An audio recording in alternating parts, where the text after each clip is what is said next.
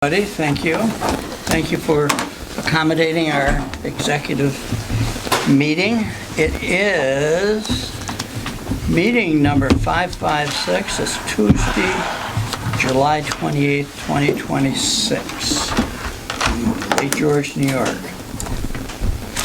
Approval of the meeting minutes and fiscal actions report. Let's approve the meeting minutes for June 2026. Motion to approve. Second. Motion made. Any remarks? All in favor? Aye. Carried. Approval of fiscal actions report, June 2026. I'll make a motion. Motion made, motion second. And you had a question about it, but you got your I answer? did, and I do appreciate your getting back to me so quickly, but it would not have made a difference. Okay. But I tell them they don't need to. We try to But accommodate. I appreciate it, thank you. Any other comments about it? All in favor? Aye. Any nays? As passed. Item 3, project review actions report, Vice Chairman Stanek. Okay, resolution 2026-26, accept the project review action report. Whereas the commission has received and reviewed the project review action report prepared by staff and dated July 21st, 2026. And whereas the project review committee recommends acceptance of the project review action report, now therefore be resolved that the commission directs that the project review action report be incorporated in the minutes of full commission meeting. So moved. Second. Motion's made, motion second. Any discussion? Hearing none? All in favor? Aye. Hearing no nays? That's carried. Director Toohan, would you like to talk about funding for a pole barn design, whatever that might be? Yes, please, Mr. Chairman, thank you. So as the commission's operations have grown through the years, our programs, rather, our operations have grown too. So we have more vehicles than we used to have. We have a fleet of trailer decontamination units. And so our maintenance needs have gone up, our storage needs have gone up, and we don't have a place to keep a lot of this material, so vehicles and equipment are maintained outside. We're fortunate to have a good relationship with DEC, which operates the maintenance facility next door, and they allow us to store equipment at that facility next door. However, it's in an open-sided pole barn with a gravel dirt floor and not really conducive to maintenance and quality storage. So we're collaborating with DEC to replace one of their existing pole barns with a new structure that would be typical concrete foundation, prefabricated metal structure that would have 4 walls and allow staff and equipment to get out of the elements and to suit both the DEC and commission operational needs well into the future. To do this, obviously, it's going to need professional bid. Similar to the commission office building, we envision a bid for the site work and the foundation and a separate bid for the building. So to advance that process, obviously, we need some professional design. We're familiar with Studio A. They assisted with the design of our current office building and also helped design the new Repose of the Fallen site in Battlefield Park. So DEC has some familiarity and comfort level with that firm as well. So we reached out to them to see if they could assist, and they provided a proposal to us to assist with the design and engineering for 2 bid packages and also for internal review with DEC and APA. That quote came in at about $9,500. So basically to advance this project, which luckily will be funded by NYS funding. A couple years ago through the Governor's Office and Division of Budget, we've given $1 million for capital projects. So we've put in some docks, we bought a new Marine Patrol vessel. So with the remaining funds, we hope to create this storage area for both agencies. So the resolution before you is to expend up to $10,000 for the design and engineering so we can progress this project. Has somebody got the resolution to read? I have it right You have here. it, Kath? I do. Go ahead, Okay. please. Resolution 2026-27 for approved funding for design of pole barn. Whereas commission programs and associated operations have expanded through the years to the benefit of Lake George, and whereas these programs require maintenance and storage of equipment and vehicles, and whereas the DEC, as a sister state agency, affords space at its Battlefield Park maintenance facility for storage of commission equipment, including use of an existing open-air pole barn, And whereas the commission and department seek to cooperatively replace an existing pole barn and earthen floor with a prefabricated metal storage building on a concrete slab for shared use. And whereas the commission has secured the necessary funding from the New York Works program to offset the cost of the building design and construction. And whereas professional design plans are required to ensure proper structural engineering standards are met, as well as to bid the project for construction in accordance with New York State standards. Now therefore be it resolved that the Commission hereby authorizes the expenditure of up to $10,000 for the professional design plans necessary to further this project, and further authorizes Commission staff to execute any necessary agreements needed to secure this design. I make a motion to accept this resolution. Motion made. Second. Any conversation, any comments? Hearing none, all in favor? Aye. I hear no nays, so it's passed. You know, and at this point, I'm just going to interject personal. When Dave Wick announced his retirement, I privately said to myself, oh crap, I wish I'd quit this job a long time ago. Now I got to find us a new executive director. Well, as we all know, he was sitting right in front of us, and he'd been watching and learning and training and this. And I'll tell you, this guy is doing his job as well as anybody. He knows his way around the state. What he doesn't know, he figures out and does it. He writes great letters. He's represented us well, and it's my job to stay here to make sure that the appointment process in Albany moves at slightly more than a deafening slow movement. Yeah. Every time we turn around, we get a phone call.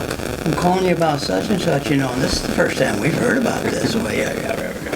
But anyway, Joe, I just want to comment publicly how good a job you're doing. Thank you, I appreciate it. And why don't you take a week off in August with your family? Up in Maine the same time I'm... Yeah, only if you join me. That's right. I'll meet you at Jonathan's restaurant. Okay.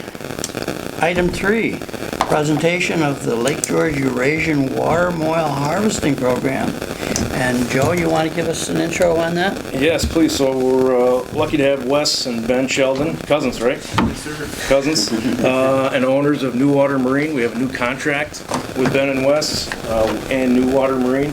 But interestingly, they've been the project managers overseeing milfoil harvesting on the lake since 2018. So new company, but not new to the lake. And they've done some incredible work. Milfoil, as you know, can be extremely detrimental to the lake, right? It impacts the local ecology, fisheries. It can have water quality impacts and certainly recreational impacts. And looking at the 2025 report, it's really cool to see the great progress that's been made around the lake. Off the top of my head, Northwest Bay, site number 1 that we started harvesting in 1986. Milfoil almost completely gone. Warner Bay, I've swam there in years past, and it was difficult to swim the bay because the milfoil was so dense into the surface. Milfoil there, almost completely gone. And a lot of great examples like that. So thought I'd invite these guys in, give them the opportunity to talk about what they do, which is so important to the lake, and talk about some of the successes that we're seeing out there. Thanks, Joe. You bet. Hello, everyone. I'm Wes Sheldon. It's my cousin Ben. We've been obviously running, like you said, the Milfoil project since 2018. We've had a lot of great success, so we kind of just put together a little presentation for you. Bear with me. I don't do this very often, so.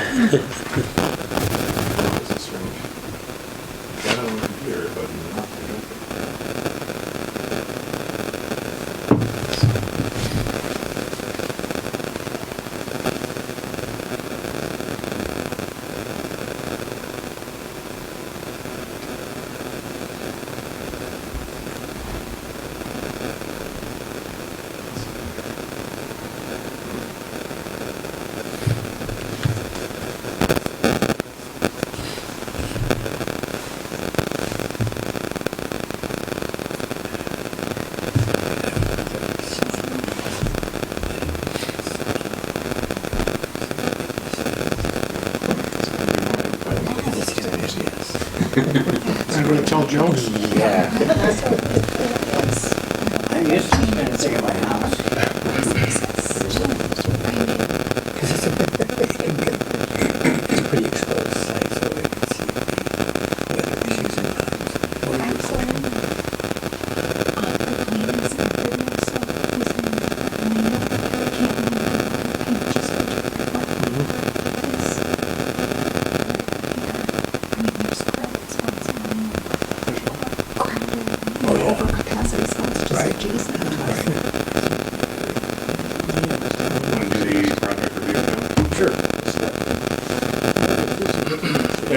Chairman, just move on to the project to buy him some time? Good idea. Is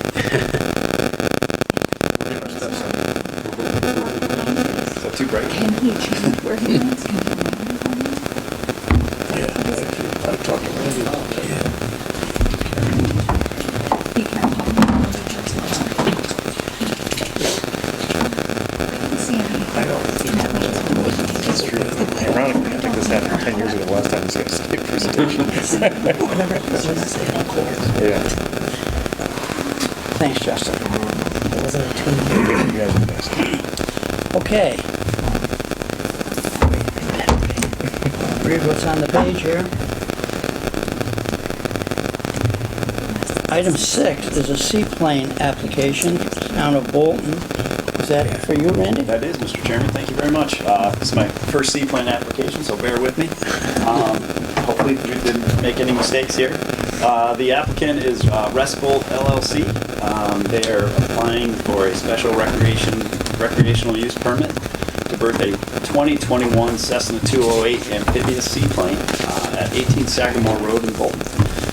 They've also applied for a new mooring to berth that seaplane. They're estimating about 18 trips per year.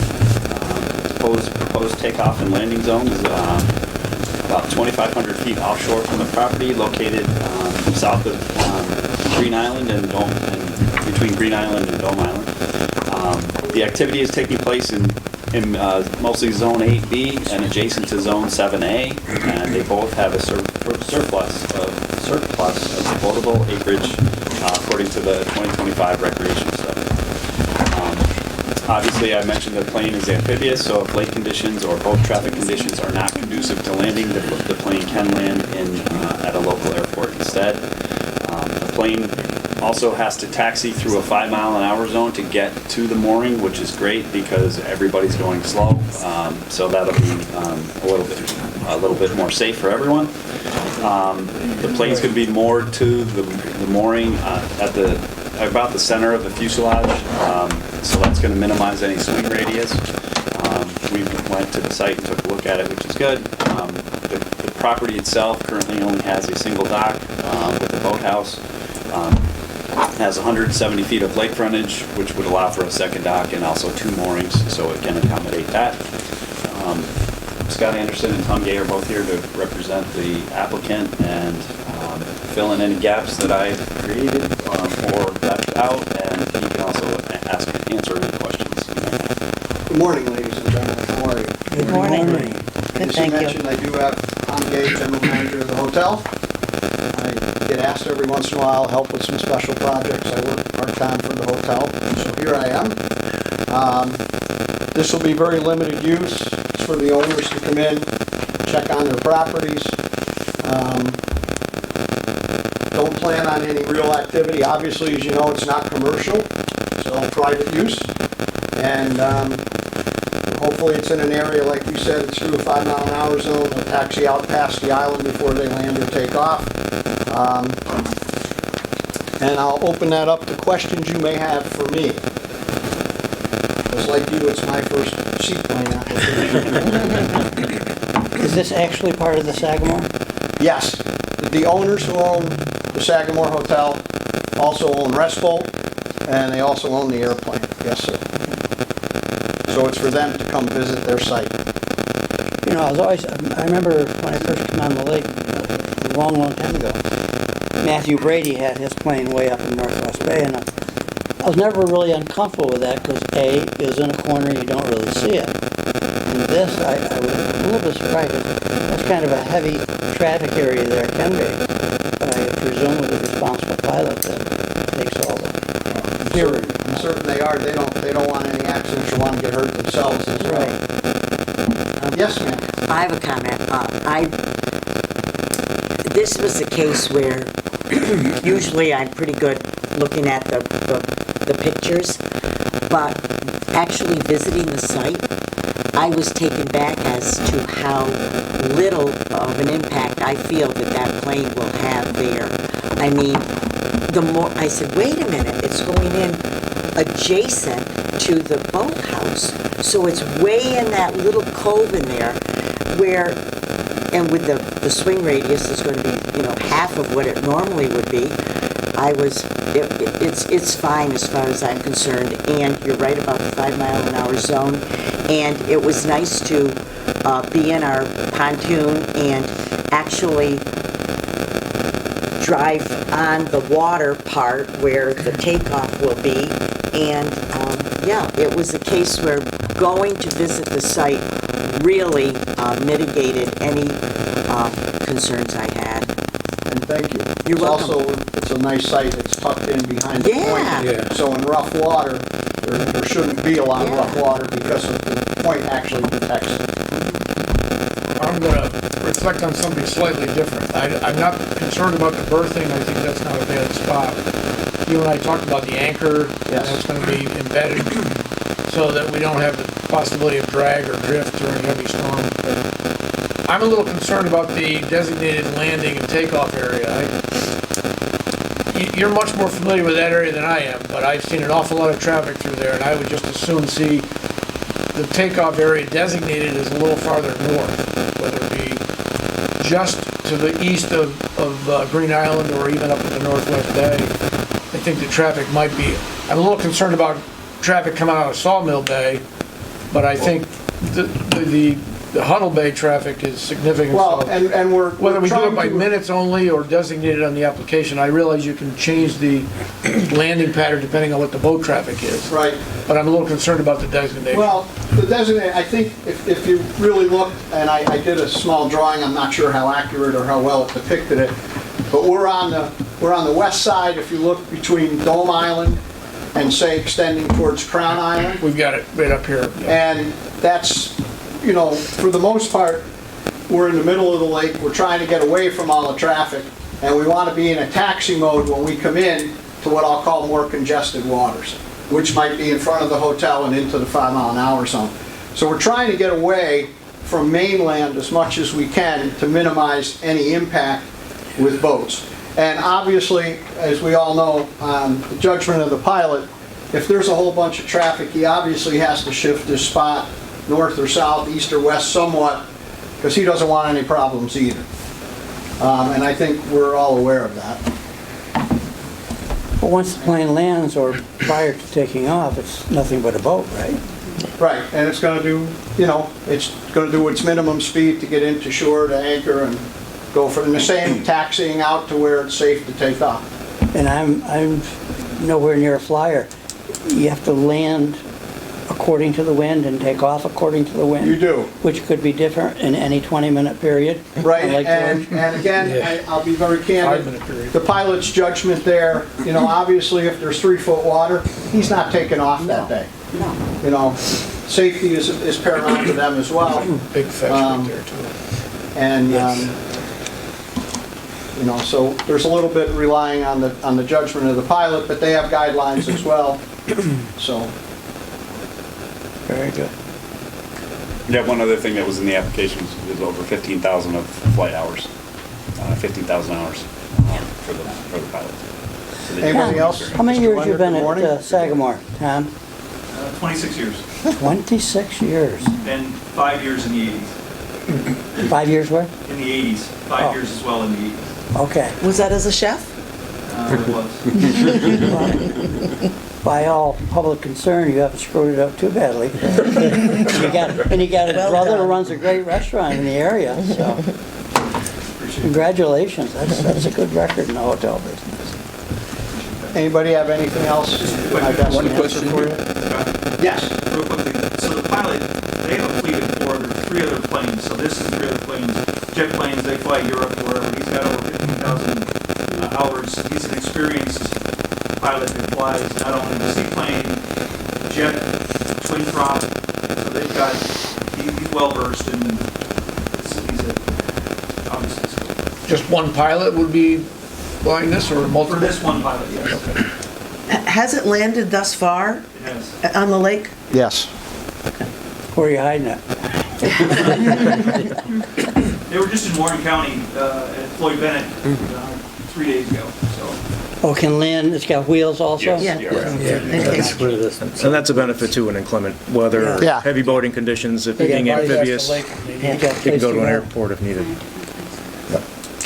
Can we just touch on aquatic invasive species for a moment? I tried to Google the lake that it's going to in New Hampshire and what currently that lake has for aquatic invasives. Good point. But any boat launching in Lake George, I know we dealt with this when we adopted our program, and any boat has to be inspected and so on, and a seaplane is kind of hard to get them to pull in and get an inspection. A little bit. So, and I know some of it, the outsides are air dried, and I'm well aware of that from the research and so on that we did then, but isn't there ballast in the pontoons? Can we just talk about that a little bit? Because I had concerns at the time, and I know we ended up settling them somehow or another, but that was a number of years ago. It's tough for me to answer that question about certainly ballast water. I'm not experienced flyer, don't know much about it. I don't know how much water would be in them. They generally don't put ballast in those. That's a very light plane. Generally, they're empty, designed to be, except the wheels where they would go in and come out. But generally, all that water dumps out the minute they take off or land. When they take off, I should say. Oh. So I don't know if they're carrying water per se. To be candid, I don't know that. Certainly on the outside, I can't speak to that, and I don't know enough about Sunapee to give what their aquatic program is, or if they have an invasive program. I don't know what that is. Based on previous applications, and one applicant comes to mind, Steve Kent up in Ticonderoga, who I think is somehow professionally involved with local seaplanes, was noting in his application that the pilot wants the plane dry without ballast, so they pump it out before flight so there's no extra weight or weight shifting around, and obviously want to keep the plane clean, and obviously it's going to air dry. So when we looked at this, we thought, given the self-interest of the pilot and wanting to keep the plane clean and dry, and also the flight time and overall pressure of how few seaplanes there are, it was something we decided did not pose a significant risk. But we could I didn't look at the invasive species in that lake either. I did. Lake Sunapee only has the two, curlyweed, pondweed, and milfoil maybe.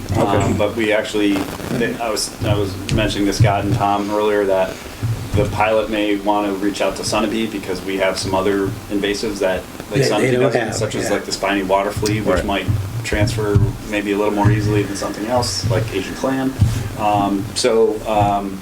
In that regard, coming from Sunapee to Lake George, it wouldn't be an issue, but perhaps from Lake George to Sunapee. And we would hope those same facts would be protective of Sunapee and not bring our AIS. Right. But it's not illegal to land a seaplane on Lake George at this moment, right? A random plane could land? Correct. As far as I know. Is that correct? Yep. So what we're really concerned about is the taxiway and the mooring. Not as the arrival and departure. Not directly, but we have to consider safety. Okay. Yeah, when we went into the boat inspection program initially, we talked about this, and I think that it was agreed upon that the flight itself, traveling at that speed, certainly would strip off quite a bit that was attached to it.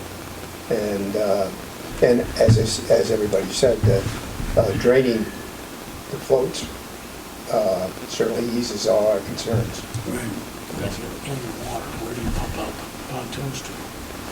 Well, that's good. Yeah, they already have spiny water flea.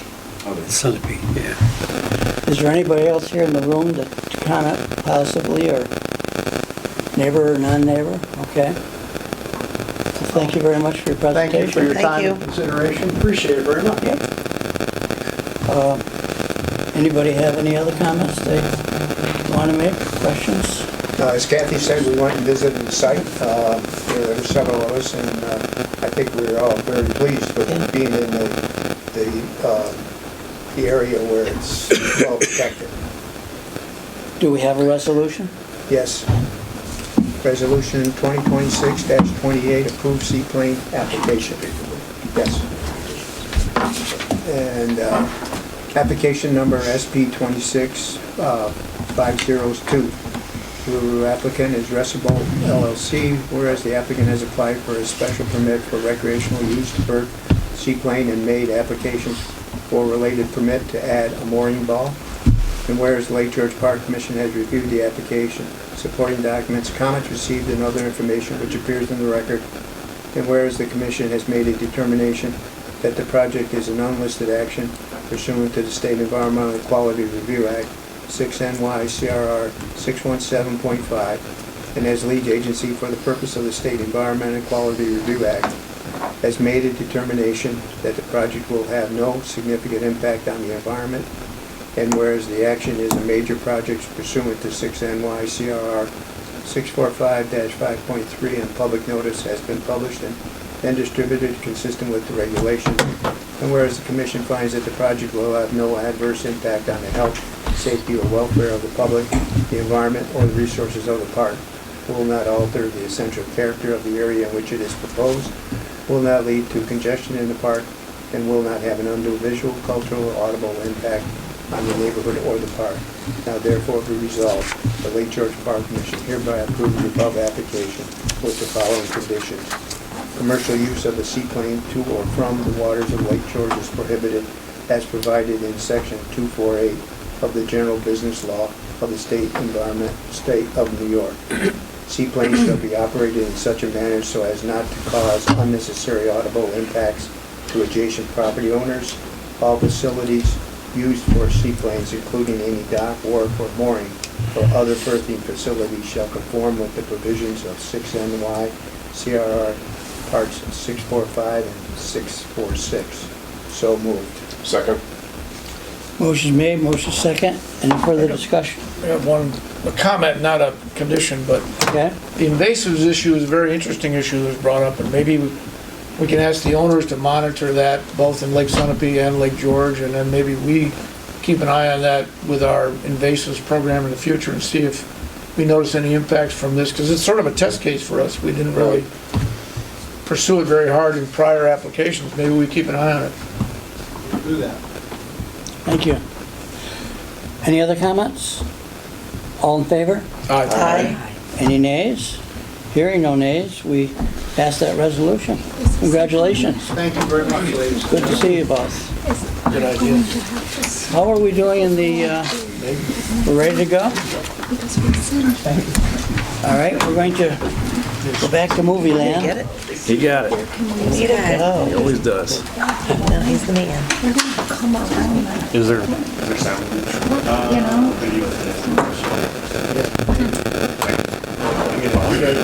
Ooh, disco. That was a party now. Right. Look at that.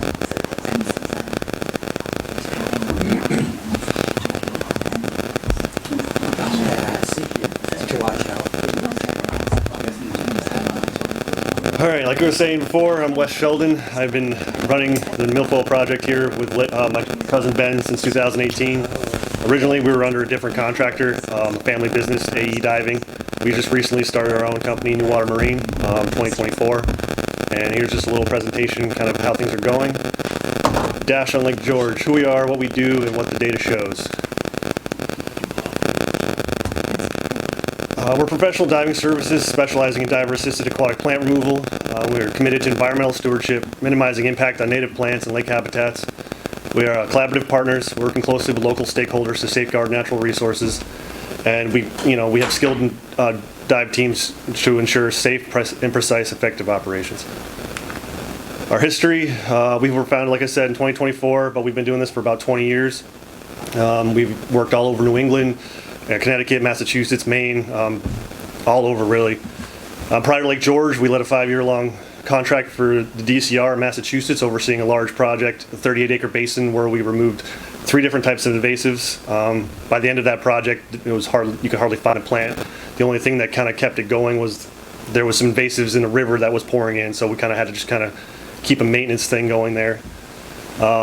In 2011 and 2012, we were hands-on with the Asian Clam Project here at Lake George, both as research divers for the LGA and management for AE Diving, implementing the benthic barriers. And then since 2018, we've been managing the Lake George Milfoil project. Here's just some pictures. Wachusett Reservoir, Massachusetts. You can see a couple years difference there. It was completely solid milfoil, and then the water was completely clear shortly after. They kind of implemented the same idea what you guys are doing. We would go through an initial pass, and then we'd come back through the same season and try and do a secondary pass, and we kept up with that for a few years until, the results show for themselves. That's your company mascot there? Yes, sir. That was Gnarls, the gnarly turtle. We caught him quite a few times. He'd like to hang out right where our job site was a lot of the time. Ben, was that you in the background? What's that? Oh. I was like, oh, you actually got a haircut. How gnarly was the turtle? He was gnarly. He was at first he was very skittish, and he would like to hide where we were working, and eventually he got to know us pretty well. So when he'd see us coming, he'd kind of just let us pick him up, and we'd take him away from the site for the day, and he'd come back the next day, and you'd run into him all over again. So, but we have a lot of divers who are kind of timid around turtles, so it was important for us to get them out of the way so they could be productive and not worry about running into them in the dark. So this is the Asian Clam project. Obviously that's Norwal Marine on the left there, putting in some benthic barriers around the docks, and then on the right, a bunch of material here in the village that was getting ready to get put in. This is the Milfoil project, a couple pictures, just the harvester set up, a diver in the water. So we deployed trained dive teams to locate and remove invasive plants. We use a diver-assisted suction harvester, which is also known as DASH, to extract the plants and their roots. We support long-term management goals through repeat monitoring and removal, so we continuously check these sites and we make sure that any little bit of reef growth gets taken care of. And we collect operational data for the Park Commission so that they can, it helps inform future management decisions. All right, how DASH works and how it's used on Lake George. I don't know how familiar any of you guys are, but the suction harvester, the diver goes down, we remove invasive plants by their roots using a suction system, the long hose for flexible movement. Plants are discharged onto the harvester where material is filtered out, separating water and sediment. And then the clean plant material is disposed of on shore where the Park Commission has trailers various places around the lake for us, and they dispose of it far from the lake to help prevent reintroduction. Here's just a couple more pictures of the operations so you guys get a better understanding. Roots there on the left, diver plucking roots right out of the bottom. Trailers like that you don't see anymore here on Lake George. That was a couple years ago. We'd fill a trailer like that sometimes twice in a day, and we just left the Southern Basin after 5 or 6 weeks covering all the sites, and we didn't even get a chance to fill that dumpster halfway maybe. So DASH on Lake George is implemented in various ways, but our targeted management approach is focused on known invasive locations, large beds, so we remove as much biomass as possible so that we can eliminate the spread. We have multiple harvesters and we deploy them throughout the lake at the same time. That way we're covering multiple zones. We have a very short season, so we're trying to make sure as much of the lake is covered as possible. And then just repeat monitoring, following up, addressing these regrowth situations and new infestations over time. And it's all integrated into just like a long-term management program that Park Commission has kind of created, and along with other various efforts you guys have made, like the boat monitoring and all that type of stuff. All right, what the data shows. So this is a graph for historical lake-wide total since we started in 2018. On the left, you see, I think we were pulling somewhere around 80,000 pounds of milfoil each year, 2018, 2019. That's only 2 crews. So, and we only could really cover 10 sites at a time because of the amount of weeds that were in the lake. And then 2020, we added an additional crew, which you see that spike, and we added a significant amount of more sites that we were covering that year. And as you see the graph slowly start to go down from about 21 to 25, that graph is slowly going down, but at the same time we're adding sites. So in the beginning we were covering about 10 sites throughout the year, and by 2025 last year we were covering over 40 sites. And some of those sites we returned to and did a second time. Finkelbrook Delta in Sawmill Bay is another perfect example of how well this works. In 2018, we were tasked by Dave Wick. He said, prove what you guys are worth. We went in here and removed 10,000 pounds of material. It was a large infestation, 12-foot tall plants, maybe half an acre in size. And then obviously it drops off dramatically the next season. We went in there and we only pulled about 1,500 pounds. And then from that point forward, this year we pull out half a dozen plants maybe. We just kind of comb the area, make sure there's nothing coming back, and it looks great. Native growth has come back in, taking it all over. And this is a picture of Finkelbrook when we first started. And that's that's gone. There's nothing there anymore. Northwest Bay, as Joe had alluded to earlier, another successful site that we've worked. Steep drop off. We large patch early on, 37,000 pounds removed from the entirety of Northwest Bay. And as you see the little spikes there in the graph, 2021, that's just, anytime you see a spike in any of these graphs, it's just us adding sites and scope to the work. It's like, we'll add, there's various sites all the way down along the shore in Northwest Bay, and some years we just have more time to get to them, and you see a small spike, but dramatically drops off right after. So that's what we noticed across the lake. Everywhere that we've added to the scope of work the following year, it's not there anymore. So Gull Island, same idea. 2022 was our first year that we've ever harvested at Gull Island. We removed 7,000 pounds. It was huge, large plants, 15 foot tall, very bushy, huge root balls, very well established. And then the following season we returned there and we only pulled 490 pounds. And that's kind of leveled off. It's been about the same every year, and we think that's due to the nature of Gull Island. It's one large rock essentially, and there's deep crevasses where roots just get way down in there and divers can't remove them. So we're thinking now that we have more time this year, we're going to take some tools out there and we're going to try and just spend a little more time digging in there, try and get the last remaining bits of roots. And here's a picture of Gull Island right before we started harvesting. You see up by the pointer there's a diver off in the distance, it's bubbles, and that's what it looked like before. Gull Bay, same kind of idea. We started there in 2020, lots of weeds, 15,000 pounds removed. Small decrease this following season, and then in 2022 there's a slight increase. I don't know, there's a lot of native growth in there, so it depends on the situation. Sometimes you get a little bit of mixture of native growth in with the milfoil if it's a thick patch, but it drops off significantly right afterwards, because the same time we did this 23, it dropped off. The year before is when we did Gull Island, which kind of sits right outside of Gull Bay, and we believe that just through current and boat traffic, those plants just fragmented and drifted right into Gull Bay, continuing the problem year after year. So once we got rid of Gull Island, you see it just start to drop right off, and we're anticipating it's going to look really well and look good in there this year. Summary of what we found. So the data demonstrates that sustained targeted management significantly reduces milfoil over time, lowering overall treatment needs and long-term costs. Returning to these sites year over year prevents milfoil from reestablishing, helping maintain long-term control and protecting those investments. Because if you do leave a bay, we've noticed in certain places, Harris Bay being a good example, if you leave it alone for a little while, it will come back, and it comes back slowly, but then it hits a point where it'll just crescendo and become a large patch very quickly. The Lake George Park Commission's detailed on-site inspections inform management decisions and reduce the need for us to go out and field survey, allowing us to just remain focused on efficient milfoil removal and not looking for the problem. Moving forward, we just need to continue managing these areas.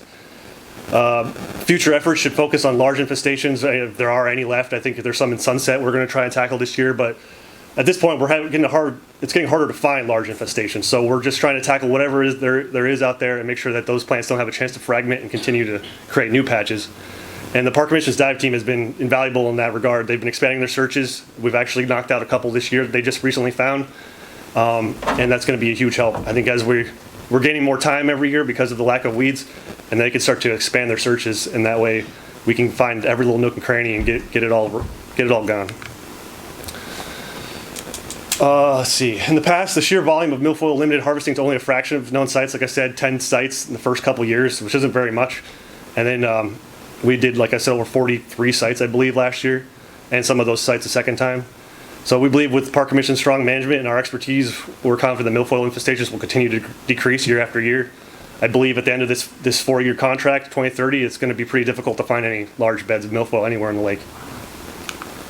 Just a special thanks to everybody who helps us out, Park Commission, Lake George Association, the DEC, Norwal, and all the sheriffs and the Marine Patrol help keep us safe out there. And I have a video, I don't know if you guys are interested in watching it, it's a quick little 4-minute video. Sure. Mm-hmm. Yeah. Can I just hit play up here?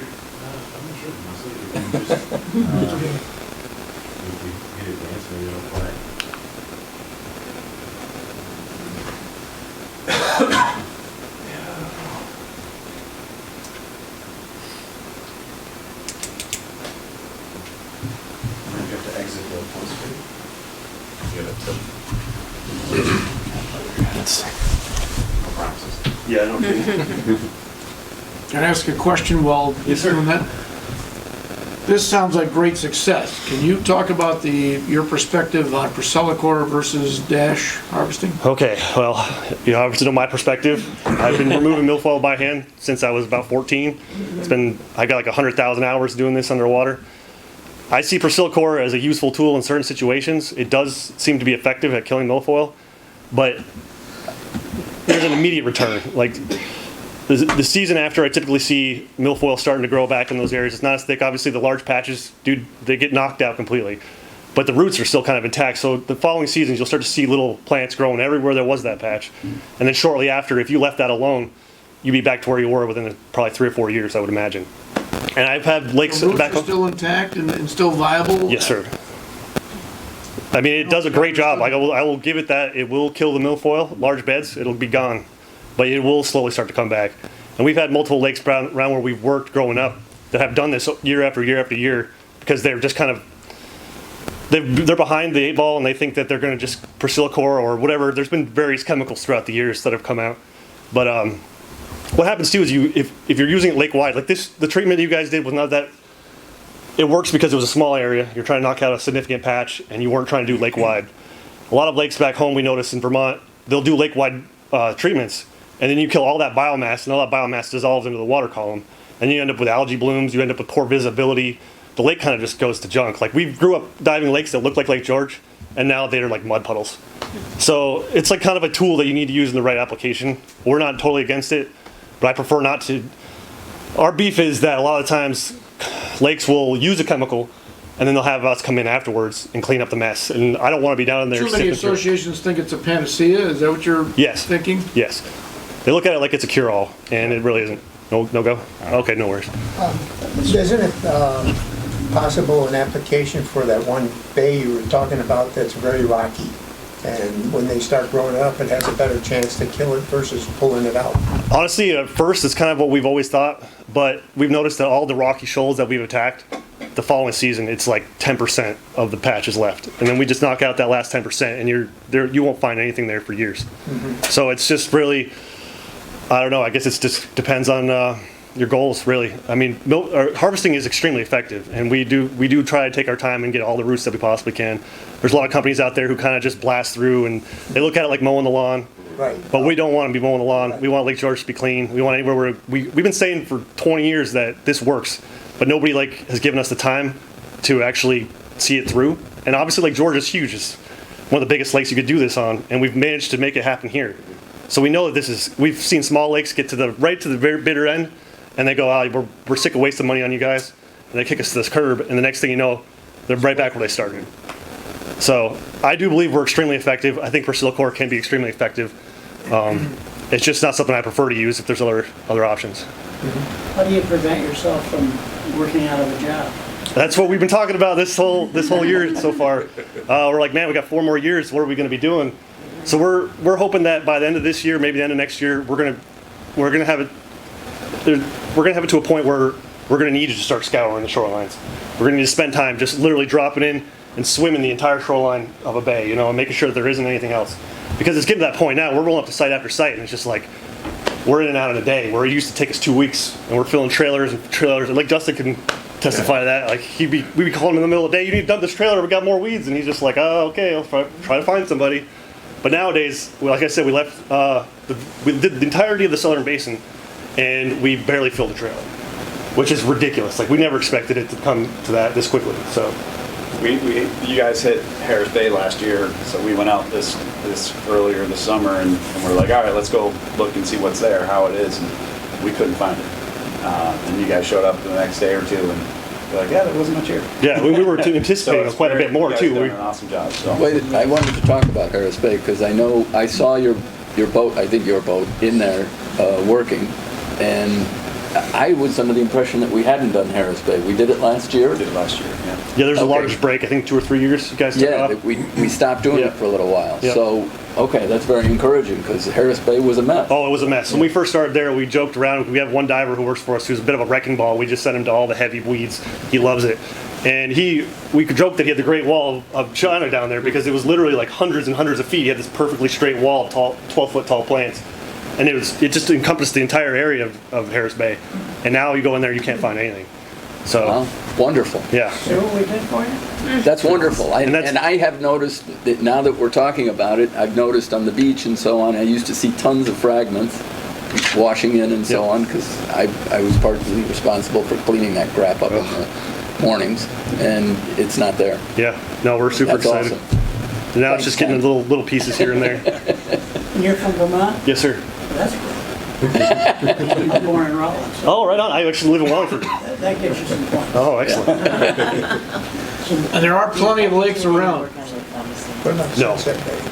They're kind of, again, it's one of those situations where everybody scoffs at the price, and they're getting those chemical debates, and honestly, if they did that at Bombazine, it would ruin Bombazine, if they did chemical treatment, because there's just so much weeds. Like I was saying, that, like if Harris Bay, for instance, when it had all those weeds and we went in there and nuked it, that shit would have just dissolved everywhere. You would have had algae clouds the size of this room, and eventually, if you kept doing that year after year, you'd end up with a very dark, nasty looking bay that kind of resembles more like Warner Bay or something like that.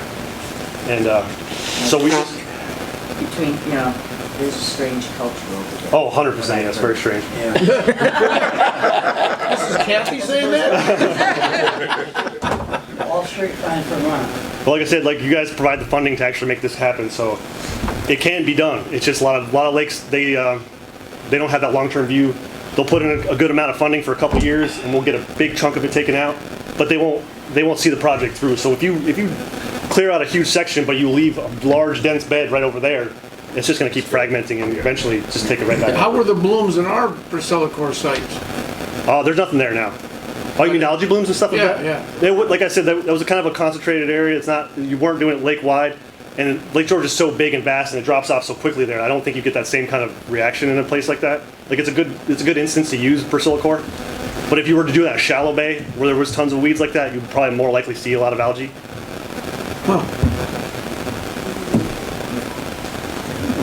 Wes, do you have any This is good concerns about news. suspending nutrients when you're pulling up the Not so much.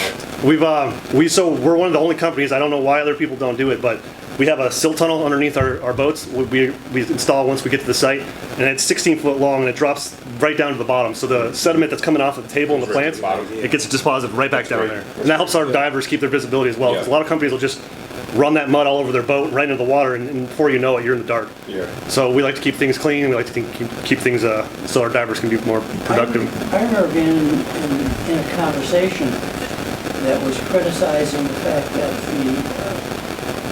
the weeds were being transported to a farmer's field and used as For Compost. compost and untreated. Is there any widespread effect on that? I've heard it's awesome fertilizer. Yeah, it's I think it's kind of like yeah. it's the next push. I feel like more lakes should be using it and as such, Instead, we're just obviously composting it somewhere in the dump or something like that. But I feel like, with the fertilizer concerns moving into the future, I feel like we should be looking to our lakes and the invasives to help produce fertilizers and things like that.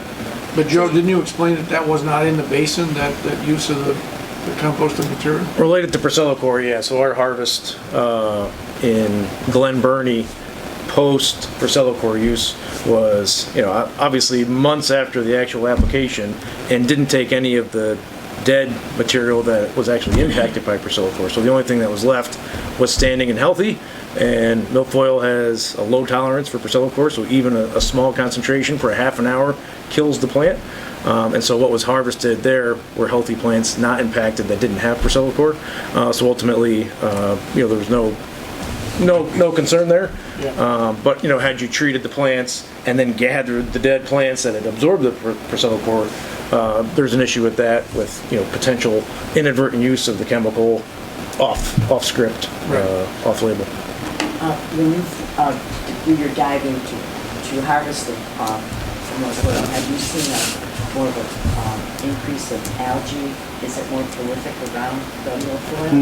No. No. There's certain areas that you'll notice it, but that's because of other things. Like Gull Island, there's a lot of algae that used to be clinging to the plants, but that's probably just from the runoff of all the bird feces and things on the island. So it's typically some other outside source if you see algae like that. Can you work on the cormorants for us? Cormorants. Oh, boy, they're bad. Okay, thank you very So, much. Thank you. Thank you. Thanks, guys. Thank you, good job. Don't want Great work. to hear you. No, you're not gonna hear anything. Nobody's saying, nobody's talking that way. But isn't this good news? It's good for all of us. I know. That's one of the reasons Thank you so much. I'm sure we're doing it perfectly. We'll tell you what we do, and then you can tell everybody else how to do it. Well, thank you very much. Thank you. Trying to tell us that. Tough subject made interesting. That's what I wish we had a crowd. We used to have crowds here before we angered everybody and they stopped coming to our meetings. Really? Nobody loves us anymore. Which reminds me, Or we don't scare the head that the Lake George Battlefield Commission unveiled last week was bought and paid for by, oh God, her name just walked out. Rosemary. Huh? Rosemary. Whatever, Pusateri. she and her husband. Oh, And stop by downstairs from the building and take a look at it. It is absolutely unreal what it looks like. Thank you. I think I know. Law Enforcement Committee report, do we have one of those? We do. The Law Enforcement Committee met at 9:30 this morning, and Lieutenant Joe Johns filled us in on a lot of good stuff. First of all, our new boat should be, bye gentlemen, Thanks, guys. Drive safe. should be ready to be shipped, it should be ready to ship soon, and that's all good.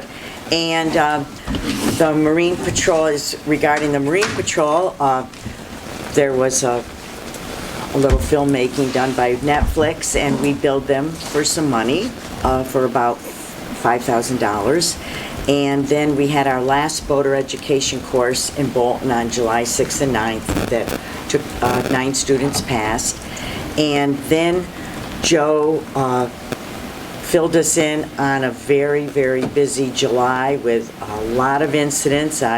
Way too numerous to mention here, but I just rest assured the Marine Patrol is out there keeping a lot of good order on the lake. And then we went into executive session and came out, and the meeting was adjourned. Is there any additions or deletions on that you'd like to fill me in with? Okay. Go for it. Okay, then I will, I had the, wait a minute, I did print out the resolution, and it's right here. Resolution 2026, meeting number 556, whereas the Law Enforcement Committee met on July 8th, 2026 to review matters pertaining to the Lake George Park Commission's Marine Patrol and the Commission's law enforcement program, and whereas active law enforcement cases and their status were reviewed in executive session, and whereas the Law Enforcement Committee has reported on the results of that committee meeting at this full commission meeting, and whereas the Law Enforcement Committee recommends acceptance of this month's law enforcement report. Now therefore be it resolved that the commission accepts the report of the Law Enforcement Committee. I so move. Second. And Go ahead. all in favor? Aye. Okay, thank you. Hearing no nays, it's carried. No nays, so motion carried. I'm obligated to ask if there's any public comments. Hearing none, I'll move on to Motion to the adjourn? other important, looking for a motion. Motion to adjourn? Second? That's right. Carried, we're done. Everybody, all in favor? Aye. Aye. I'm Thank you, presumptuous Carla. on some of those issues. Carla. Now, I hope we're all going to lunch together? I hope so. Huh? You're not?